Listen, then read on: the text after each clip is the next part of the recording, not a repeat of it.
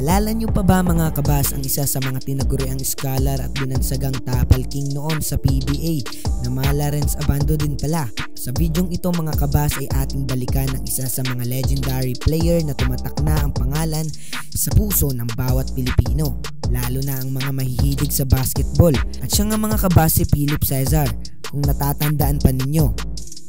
Pinanganak nga siya bilang isang Philip Dudley Cesar at una nga siyang nakitang naglaro sa Fort Bonifacio High School at sa kolehiyo ng Jose Rizal College, kung saan ay naging kakampi pa nga niya ang kanyang kapatid na si David Cesar at ang komedyante noong si Jimmy Santos.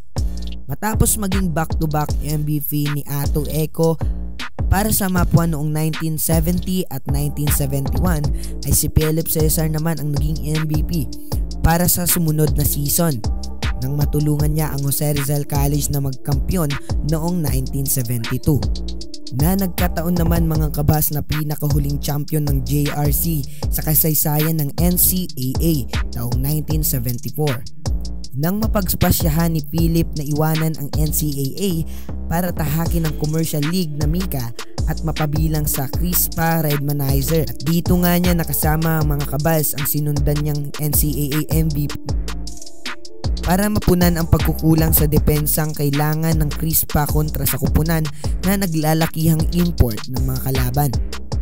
At nung lumipad nga mga kabas ang kanilang kupunan sa PBA, isa si Philip Cesar na tatanging manlalaro na naging parte ng dalawang Grand Slam team ng Crispa Redmanizer na masasabi ang kanilang kupunan ay tinaguriang greatest basketball team sa kasaysayan ng PBA.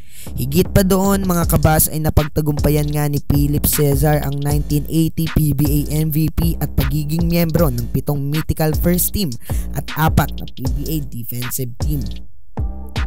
Tinawag nga itong The Scholar mga kabas si Philip Cesar dahil isa siya sa mga pioneer na finest big man sa PBA na nagtataglay sa panahon ngayon na power forward, at tinagurian ding The Tapal King dahil isa rin itong high flyer na maihahalin tulad mga kabas kay Renz Abando sa kasalukuyan. At ito nga mga kabas ang mga highlight ng isang Philip Cesar noong araw, halina't ating balikan.